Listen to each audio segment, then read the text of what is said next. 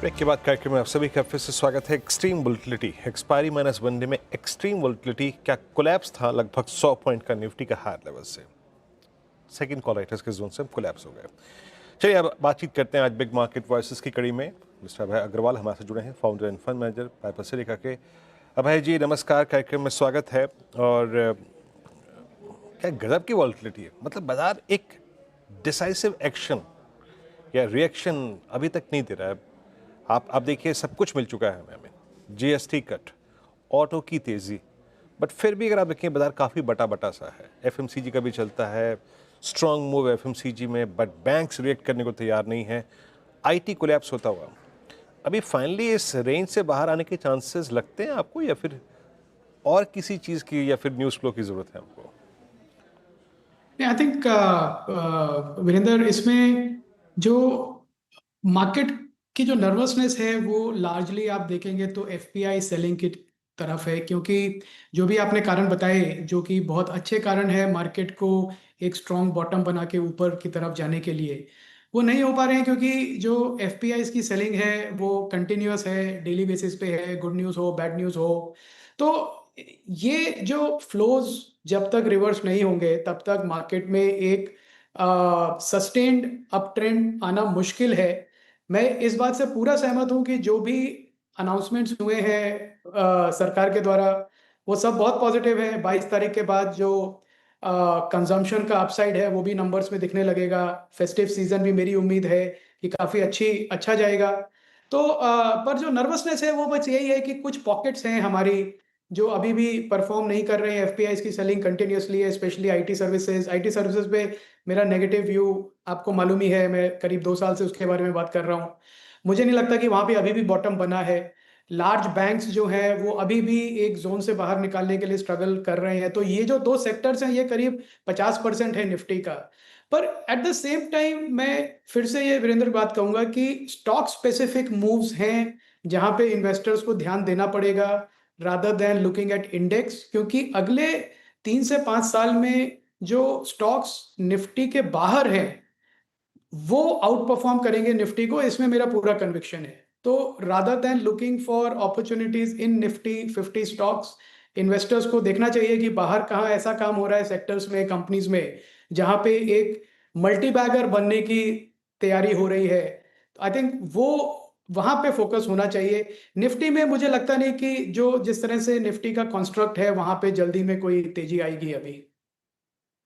Okay अभय जी, good afternoon. सही कहा आपने, बैंकिंग स्पेस पर अपनी राय रख दी, आईटी स्पेस पर आप नेगेटिव ही रहे हैं, अभी भी अंडरवेट ही साउंड कर रहे हैं। काफ़ी वॉलेटाइल मार्केट, लेकिन आपने बात की कि निफ्टी 50 से बाहर वाले स्टॉक्स तलाशने चाहिए और जहाँ पे पोटेंशियल नज़र आ रहा है। कोई ऐसे स्टॉक्स या स्पेस ही इनफैक्ट जो आपके रडार पर आए जहाँ पर अभी हाथ लगाना चाहिए? ये देखिए, एक सेक्टर है जिसपे हम काफी समय से पॉजिटिव हैं और मॉडल पोर्टफोलियो में भी करीब 20% का एलोकेशन है, वो है ईएमएस सेक्टर जो है। और ईएमएस सेक्टर क्या है कि एक काफी बड़ा सेक्टर बनता जा रहा है जो इलेक्ट्रॉनिक मैन्युफैक्चरिंग का है। और अभी भी जो प्रधानमंत्री ने भी जो बातें कही रिसेंटली, उनसे पूरा एक सेक्टर को बहुत पॉजिटिव मोमेंटम मिल रहा है सारी कंपनीज को। तो मेरे बाय रिकमेंडेशंस नहीं है श्रेया पर। मॉडल पोर्टफोलियो में हमारे काफी समय से कंपनी है तो पब्लिक नॉलेज है। केन्स, सिरमा, एम्बर, डिक्सन जैसी कंपनीज हैं जो ऑलरेडी बहुत अच्छा काम कर रही हैं, फास्ट ग्रोथ कर रही हैं। और उनके जैसी और भी कंपनीज अब वापस मार्केट में आने आ रही हैं। तो मुझे लगता है एक वो स्पेस है जो इन्वेस्टर्स को अपने रडार में रखना चाहिए, क्योंकि यही स्मॉल कैप्स मिड कैप्स बन रहे हैं और यही मिड कैप्स अब लार्ज कैप्स बनेंगे। दूसरा स्पेस जो है वो है कंज्यूमर इंटरनेट का। मुझे लगता है काफी कंपनीज हैं जो एक उनमें से इटर्नल निफ्टी में है, पर उसके अलावा जो कंपनीज बाहर हैं उनका यूनिट इकोनॉमिक्स काफी अब स्ट्रांग हो रहा है और मार्केट लीडरशिप वो ऑलरेडी ले चुके हैं अपने स्पेस में। तो ये एक सेक्टर है जहां पे अपॉर्चुनिटीज है। तीसरा फार्मा, जो एक मेरा पर्सनल फेवरेट है। अगर हम जेनेरिक एक्सपोर्टर्स जो हैं लार्ज कंपनीज उनसे नजर हटाएं तो एक काफी नई कंपनीज हैं जो पिछले 2-3 साल में लिस्ट हुई हैं इस स्पेस में, जो बहुत अच्छा काम कर रही हैं, इनोवेशन का काम कर रही हैं, नए सीडीएमओ मॉडल्स बना रहे हैं, नए एएनडीए फाइलिंग्स कर रहे हैं। मैंने पहली बार देखा है कि ये सिर्फ एक लेबर आर्बिट्राज का बिजनेस नहीं कर रहे हैं, ये रियली compete करना चाहते हैं global level with global companies. तो ये बहुत पॉजिटिव इन्वायरमेंट है mid cap, small cap, pharma companies के लिए, अगर इन्वेस्टर्स उन्हें ठीक टाइम पे ऐड कर पाए। तो मुझे लगता है ये जो 3 स्पेस है, यही काफ़ी है आउट परफॉर्मेंस के लिए अगले 2-3 साल में। ओके, अगले 2-3 साल में ईएमएस स्पेस, कंज्यूमर स्पेस, साथ ही फार्मा स्पेस पर आपको ध्यान देना चाहिए। चलिए अब हमारे साथ जुड़ रहे हैं क्लोजिंग शो में अज़ीम मिसी आवाज़ के मैनेजिंग डायरेक्टर अनुज सिंघल सर।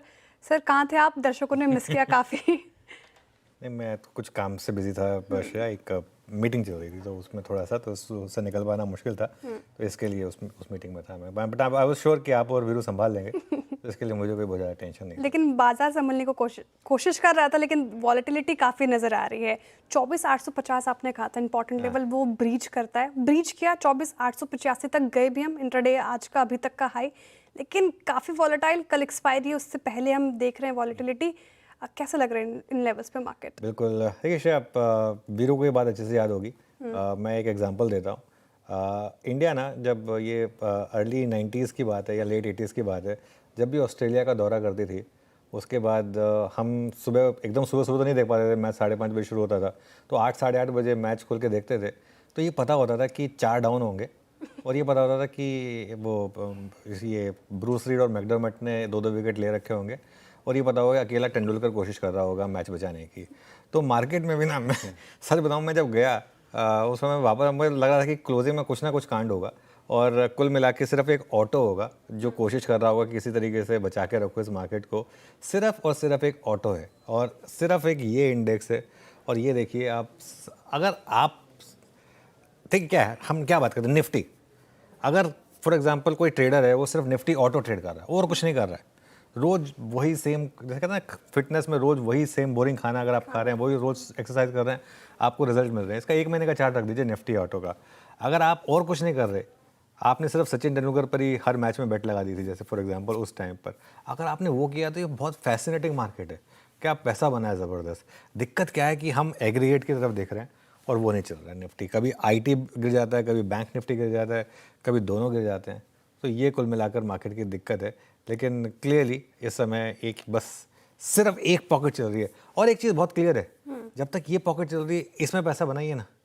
जरूरी थोड़ा, डॉक्टर ने नहीं कहा आपको कि आपको निफ्टी में ही पैसा बनाना है, या निफ्टी बैंक में ही पैसा बनाना है, या निफ्टी आईटी में पैसा बनाना है, या आपके बैंक अकाउंट में ट्रेडिंग का पैसा तभी यूज़फुल होगा अगर आप सिर्फ एक्स ऑफ ऑटो बनाएंगे। ऑटो में रहिए, ऑटो में अच्छे पैसा बन रहा है तो वहाँ पर रहिए, क्या दिक्कत है। अभय जी, गुड आफ्टरनून। ऑटो स्पेस में आपकी प्रेफर्ड पिक्स कौन सी होंगी सर? ये देखिए, ऑटो में एक एक्चुअली हमारा इनडायरेक्ट प्ले है अनुज, वो है अगेन बाय रिकमेंडेशन नहीं है, पर कार्ट रेट जो हमने ऐड किया था करीब साल भर पहले, और उसने अच्छा परफॉर्मेंस दिया है। मुझे लगता है कि वो एक इनडायरेक्ट अच्छा प्ले हमारे लिए रहा है। दूसरी तरफ पर अगर मैं ऑटो कंपनीज में मैं देखना चाहूँ, तो मुझे लगता है कि सारी कंपनी जो पैसेंजर व्हीकल्स पे फोकस कर रही है, वो एक अच्छे डिमांड एनवायरनमेंट में है, स्पेशली विद जीएसटी कट जिसको वो पास भी कर रहे हैं, मार्जिन भी प्रोटेक्टेड है, कमोडिटी साइकिल भी अंडर कंट्रोल है, ऑयल प्राइसेस भी अंडर कंट्रोल है। तो मुझे लगता है मारुति, टाटा मोटर्स, महिंद्रा महिंद्रा स्पेशली, क्योंकि वो फार्म इक्विपमेंट के डिमांड से भी बेनिफिट करेगा।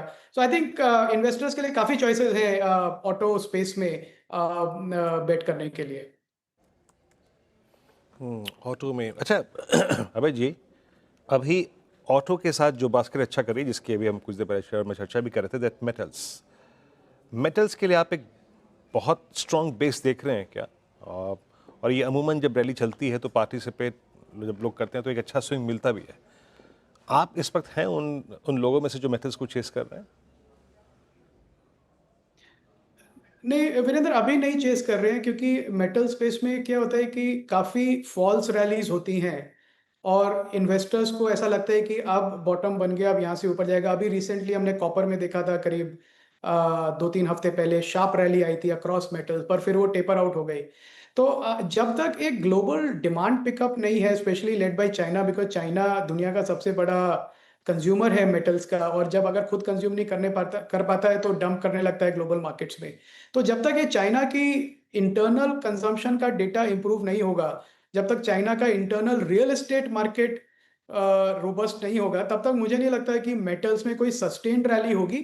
जो इक्का दुक्का टेक्निकल रैलीज होती रहती हैं उतनी ही होंगी, पर मुझे लगता नहीं कि कोई बड़ी डिमांड लेड रैली होने वाली है मेटल स्पेस में।